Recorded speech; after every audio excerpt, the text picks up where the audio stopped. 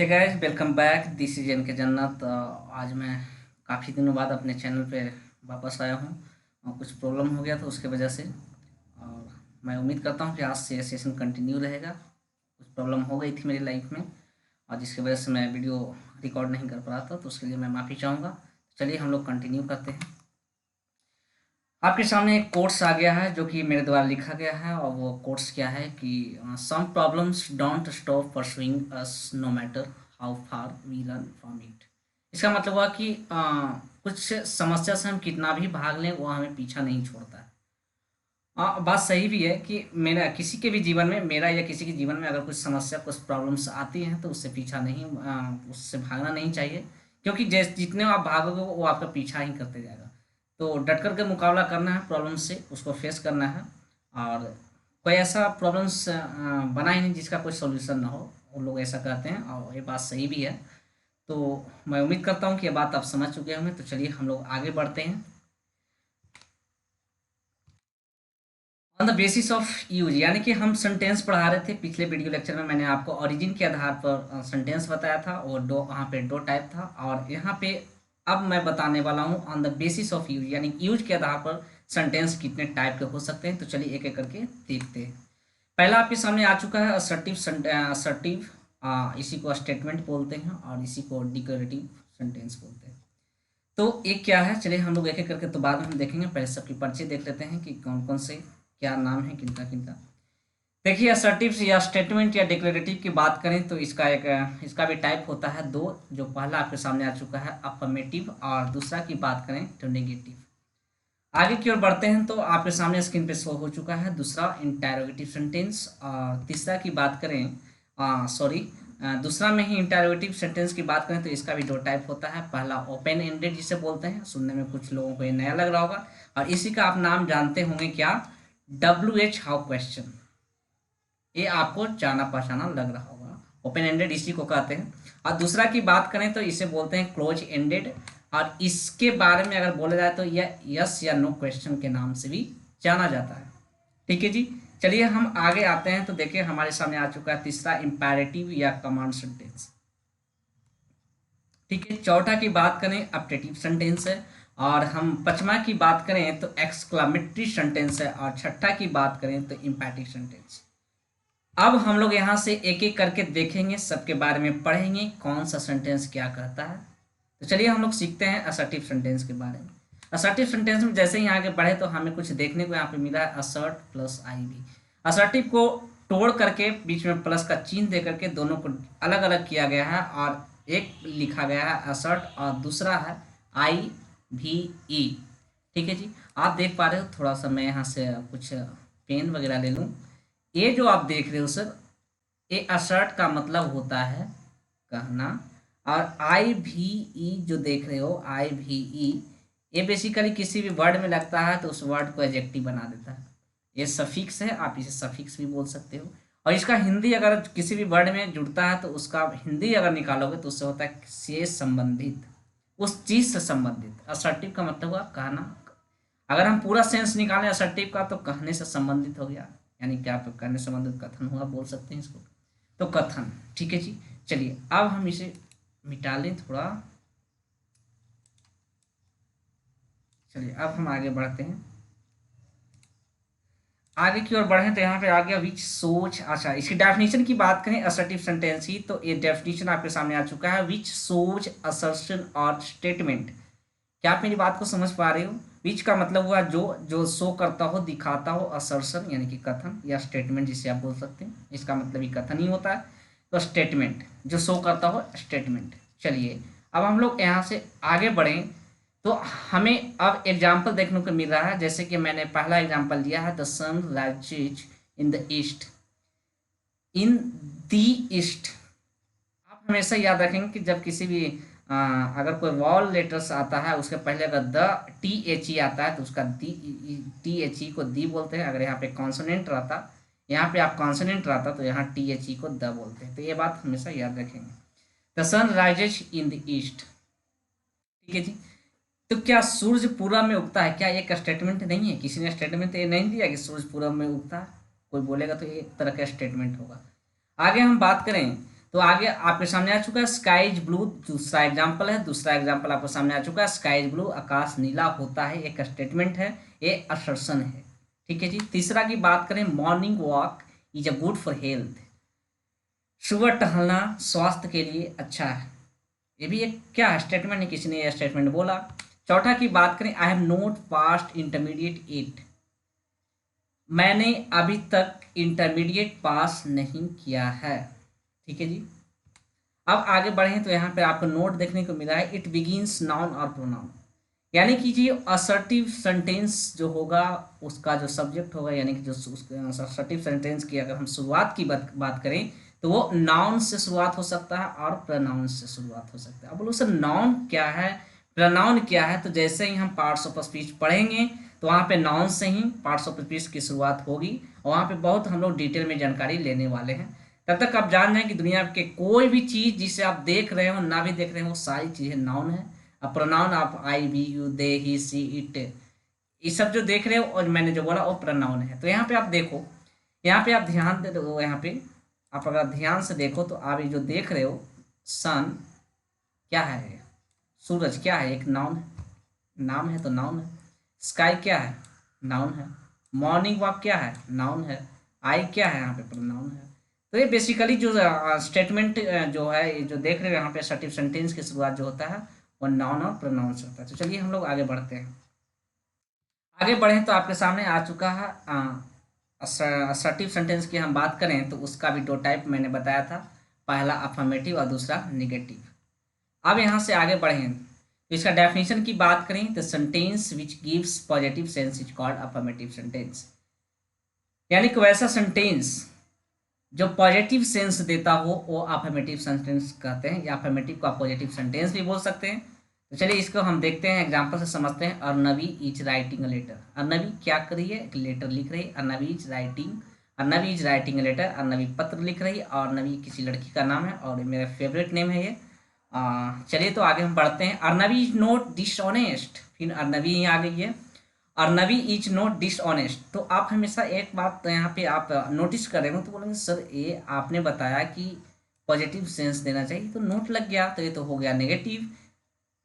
तो आप गलत सोच रहे हैं, ये जो आप देख रहे हो ना डिस ऑनेस्ट, ऑनेस्ट का मतलब आप समझ रहे ईमानदार। अगर किसी भी वर्ड में डिस आगे मैं बताऊंगा, जैसे नेगेटिव वाले नेगेटिव सेंटेंस को देखूंगा तो किसी वर्ड में अगर डिस लग जाता है तो वो उस वर्ड का मीनिंग निगेटिव हो जाता है, और यहाँ भी नेगेटिव और यहाँ भी नेगेटिव और नेगेटिव नेगेटिव मिल करके हो जाता है पॉजिटिव। ठीक है जी। तो ये आपका अर्नवी इज नॉट डिसऑनेस्ट, अर्नवी बेईमान नहीं है, इसका मतलब आप सेंस निकाल रहे हो, इसका सेंस निकल करके आ रहा है कि अर्नवी क्या है, ईमानदार है। अगर अर्नवी बेईमान नहीं है तो इसका मतलब कि अर्नवी ईमानदार है, तो पॉजिटिव सेंस निकल रहा है। इसलिए अर्नवी इज नॉट डिसऑनेस्ट, ये सेंटेंस आपका अफर्मेटिव सेंटेंस या पॉजिटिव सेंटेंस भी आप इसे बोल सकते हो। ठीक है जी। क्या आप मेरी बात को समझ पा रहे हो? अगर आप समझ पा रहे हो तो बहुत अच्छी बात है। आप जहाँ भी देख रहे हो वहाँ से हाँ बोलो एक बार, क्योंकि मैं तो सुन नहीं रहा हूँ, लाइव तो है नहीं है बैच। तो चलिए हम आगे बढ़ते हैं।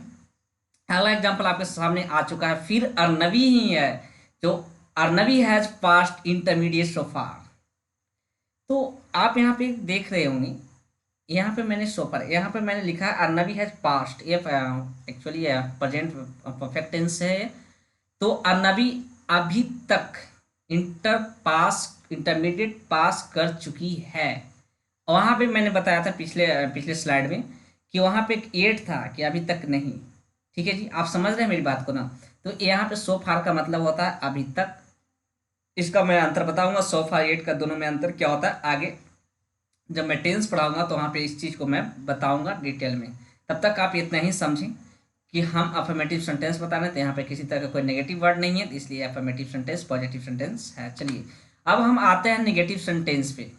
नेगेटिव सेंटेंस के बारे में बात करें तो इसकी डेफिनेशन आपके सामने आ चुका है। The sentence which shows negative sense is called negative sentence, यानी कि वैसा सेंटेंस सोच का मतलब जो दिखाता हो बताता हो, नेगेटिव सेंस यानी जो नेगेटिव सेंस देता हो, is called negative sentence. Example से आपको समझ में बहुत अच्छे से आएंगे। Arnavi is not writing a letter, Arnavi क्या कर रही है, राइटिंग अ लेटर, यानी कि अर्नवी लेटर नहीं लिख रही है, तो नहीं आप जो देख रहे हो आंसर, आप यहाँ पे जो नोट देख रहे हो एक नेगेटिव वर्ड है और इससे पता चल रहा है कि हमारा ये सेंटेंस नेगेटिव है, और सेंटेंस नेगेटिव हो तो इसीलिए तो हम इसे बोलते हैं कि नेगेटिव सेंटेंस है। क्या आप मेरी बात को समझ पा रहे हो? अगर समझ पा रहे हो तो वहीं से जहां आप देख रहे हो इस वीडियो को वहीं से हाँ बोलो। और आपके सामने आ चुका है अगला example, Arnavi has not passed intermediate 8।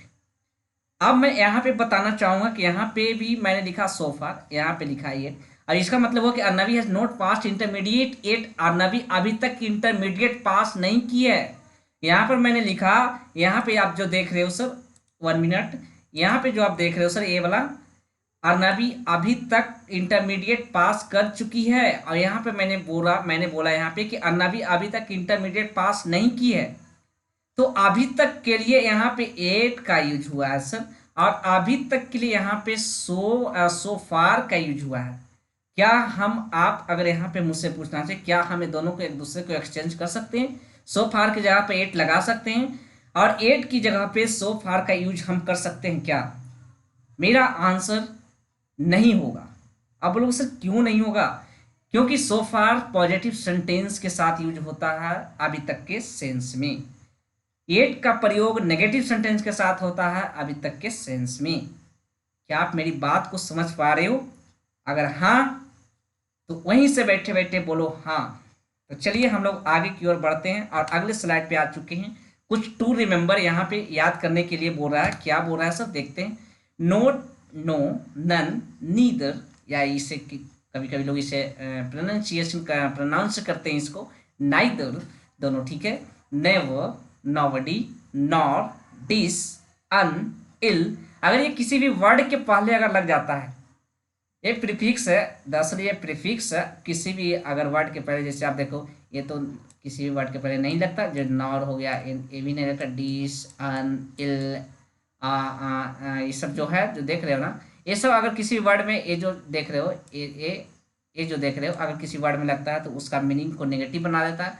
Nobody अपने आप में नेगेटिव मीनिंग है, नेवर भी नेगेटिव मीनिंग है देता है, और नीदर भी नेगेटिव मीनिंग देता है, नन और नो और नॉट ए नेगेटिव मीनिंग देता है। ठीक है जी। अब हम आगे आते हैं तो यहाँ पे कुछ और आपके पॉइंट्स हैं, hardly, scarcely, barely, rarely, seldom, few, little, etcetera. तो ये जो आप देख रहे हो किसी भी अगर सेंटेंस में ये आपको देखने को मिलता है तो समझ जाना कि वो सेंटेंस नेगेटिव है।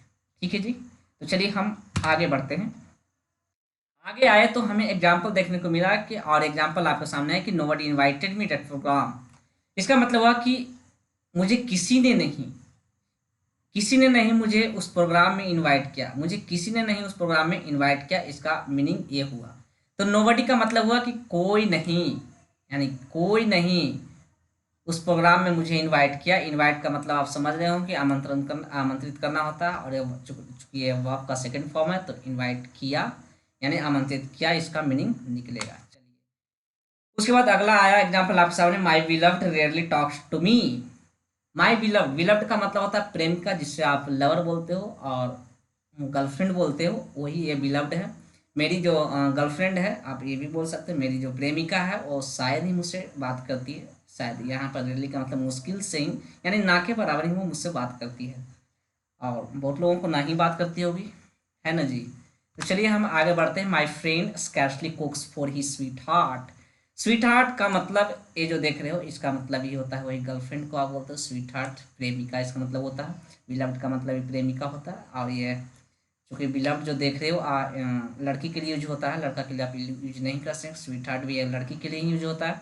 माई फ्रेंड जो देख रहे हो मेरा दोस्त है, जो मुश्किल से ही अपनी प्रेमिका के लिए खाना बनाता है। वो सही होना भी चाहिए, जब प्रेमिका है और अपनी प्रेमिका के लिए थोड़ी ही मेरा फ्रेंड खाना बनाएगा, तो प्रेमिका बना करके मेरे फ्रेंड को देगी तो नहीं बनाना चाहिए, ऐसे हेल्प करना चाहिए कभी कभी। तो चलिए हम आगे बढ़ते हैं।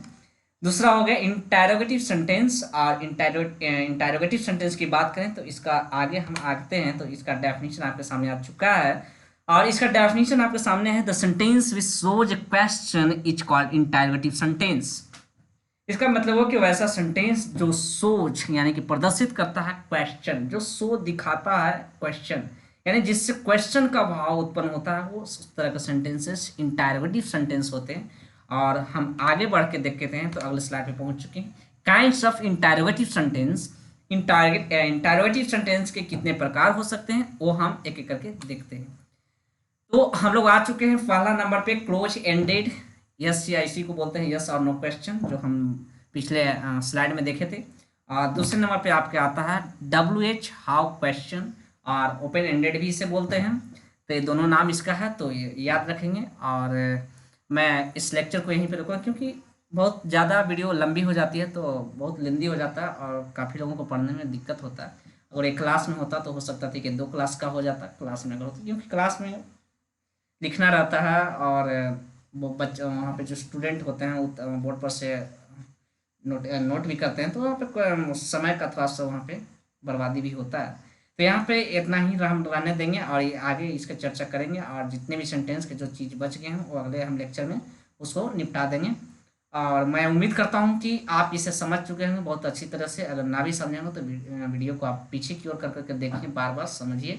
अगर फिर भी नहीं समझ में आता है तो मुझे कमेंट बॉक्स में लिखिए कि ये चीज़ क्या चीज़ आपको नहीं समझ में आया, और हम उस डाउट को अगले लेक्चर में क्लियर करेंगे। और आपके सामने कुछ और आ चुका है यूट्यूब, जो हमारा यूट्यूब चैनल है thejannat.com। तो आप इसे सब्सक्राइब नहीं किए हैं तो प्लीज़ इसे सब्सक्राइब कर लीजिए और अपने दोस्तों के पास शेयर कीजिए। मैं हाथ जोड़ के आपसे रिक्वेस्ट कर रहा हूँ, विनती कर रहा हूँ कि मुझे सपोर्ट कीजिए, मुझे शेयर कर करके सब्सक्राइबर बढ़ाइए, ताकि आप जैसे ही सब्सक्राइब बढ़ाते हैं तो मुझे मोटिवेशन मिलता है और अगले वीडियो की ओर मैं प्रेरित होता हूँ बनाने के लिए, रिकॉर्ड करने के लिए, और बेहतर ढंग से समझाने की कोशिश करता हूँ कि कौन सा चीज़ एक बेहतरीन ढंग से आपके सामने रखा जाए, एक ऑर्गेनाइज वे में, ताकि आप उसको बेहतर से बेहतर तरीके से आप समझ पाओ और मैं समझा सकूँ। तो मैं उम्मीद करता हूँ कि अगर ये वीडियो आपको अच्छा लगा हो तो आप इसे लाइक कीजिए, वरना आप इसे डिसलाइक कीजिए, और डिसलाइक कर करके आप कमेंट बॉक्स में बताइएगा कि क्या चीज़ इसमें आपको अच्छा नहीं लगा, ताकि हम अगले वीडियो में से इम्प्रूव करने की कोशिश करेंगे। तब तक के लिए bye and take care. Thank you.